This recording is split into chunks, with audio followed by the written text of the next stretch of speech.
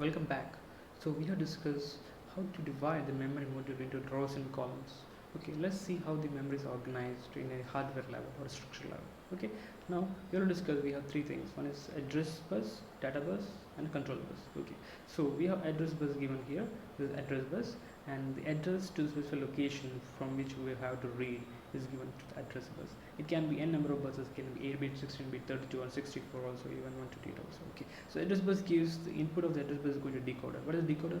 Decoder is if the input, the binary is going to input of a decoder, its output is a decoded version of the decimal version. For example, if you have 2 bits going to the decoder, it is decoded into 4 different ones. So for example, our decoder is input 00, that means it is corresponds to the first lane.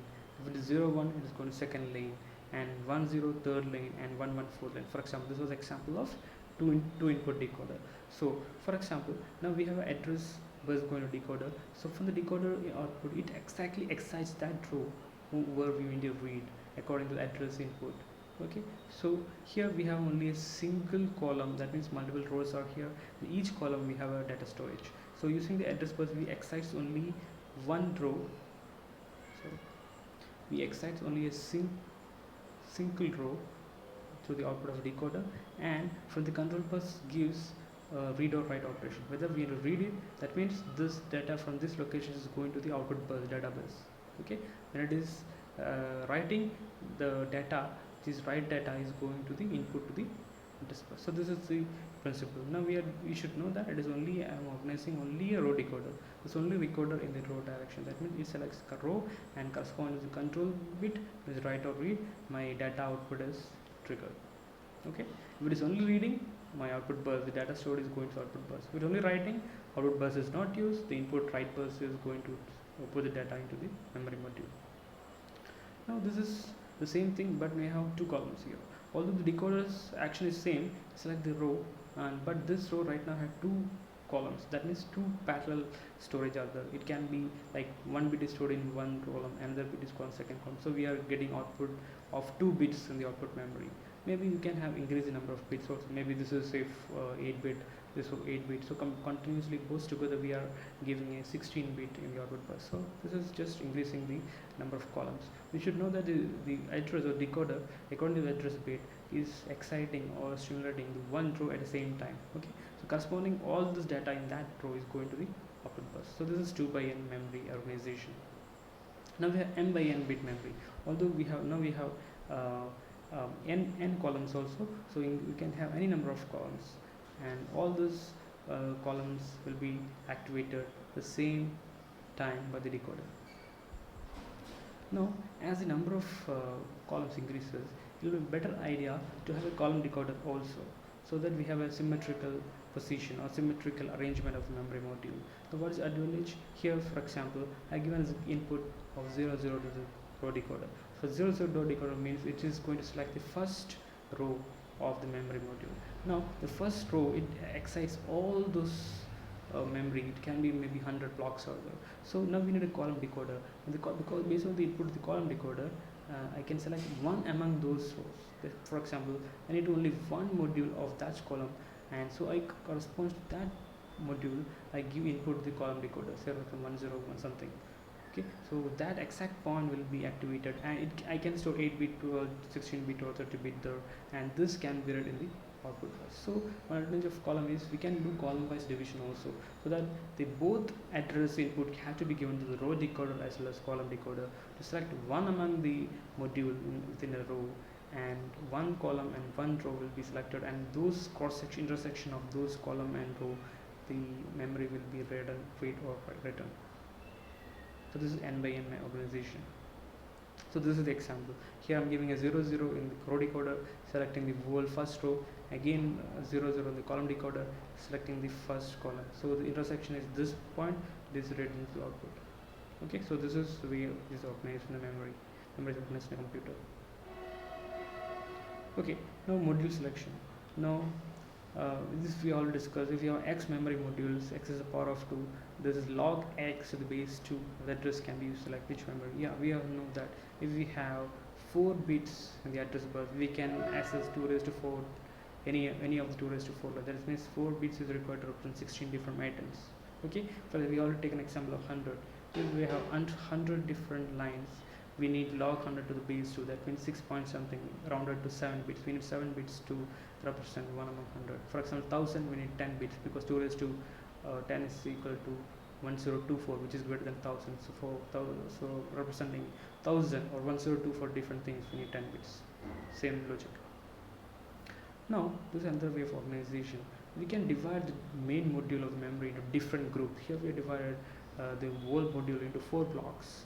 Okay, we can see 4 blocks, different blocks of memory here, and these blocks individually can be accessed using 2 bits because the 4 items are log 4 to the base 2 is 2.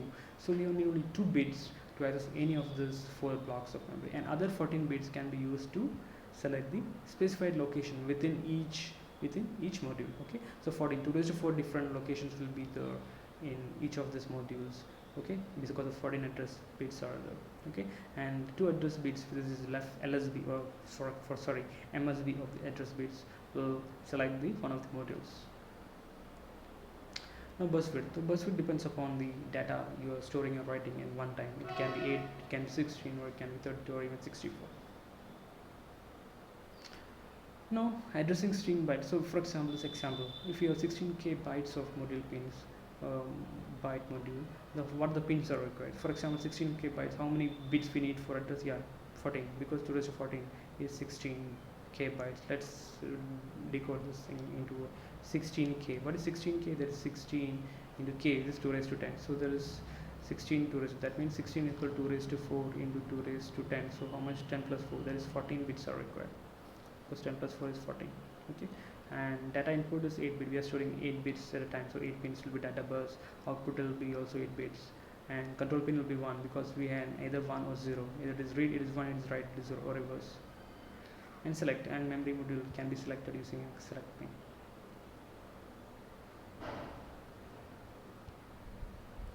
Now this is the whole thing what we discussed. We need a data bus, address bus, and output bus, and a control bus. Okay, so this is made a module. Okay, so whatever data we have to input, we are putting to the data bus. This is not only for input, output also we will take it to the data bus only. Sorry, this is the input. This is the input bus, this is the output bus, and this is the address bus, and this is the control bus. Now we can combine the modules to have bigger memory. For example, we are using two 4x4 RAM blocks, and we have 2 bits like A0 A1 select pins, and this is going to both of these chips. You can see that A0 A1 is going to both of these chips. It's called chip select. Okay, by chip select, if 000 is used, I think this can be accessed. If we change the A0 A1, I can change A0 A1 to different bits, I can access the other module blocks. Okay, so right now we have using 2 bits, we have different 4, can have 4 different memory blocks of this size, although I'm showing only 2. Okay, yeah, this is an example of 4. Now here we can see using 2 bits, I'm using a decoder to select one among the 4 memory blocks here. Okay, and this address bits are going to you can see the address bits are going to this yeah, all these things are going to all these memory blocks, all this memory, and corresponding block will be selected based on the control signal, and will be getting output bits. So this output bus is also connected to all things. So based on this chip select signal, you can select any of this chip of memory, and you can read any word 0, word 1, word 2, word 3. Now this is 2.5D organization of 64 word by 1 word. This is the same thing we had, because we need a row decoder, we had a column decoder, and address lines will go to the row decoder, so address lines will go to column decoder, and based on this thing, row and column intersection, one bit will be one memory block will be selected, and this is going to be output into the output blocks. So if you go deeper, we can say there's some kind of hardware circuitry, which is a the sequential logic. We have seen D flip-flop, and we need some enable signals, and data output is the output bus, this is row signal, and read and write column signals. Although we already discussed this in the flip-flop register part. Okay, ROM means read-only memory. This is a program in the manufacturing process, when the chip or the device is in manufacturing stage, and we can advance it programmable read-only memory, and this can be used by our program, but used only once. Okay, So advantage is it is flexible. Now, ROM is used for storing programs data that are permanently stored. We have already taken example of booting. When we are booting, the before booting, the OS operating system is stored in a one part of hard disk. So this has to be predefined, and this is stored in a ROM. So whenever we are activating or pressing this start button in a laptop or a smartphone, whatever, it is accessing a ROM location, which gives the location of our hard disk where OS is stored. It's called a bootstrap loader. Now auxiliary memory is called magnetic memory. So this is slowest, but it has large capacity. For example, we have 500 GB, 1 TB hard disk capacity. So but the time required to access is called access time. So access time is seek time plus transfer time. What is seek time? Required to position the read-write head to a location. For example, we have all the data stored in a magnetic memory in a disk. So we have different location within the different divided sectors.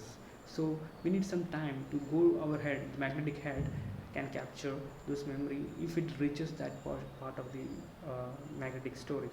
So the time required for the head to position to that location is called seek time.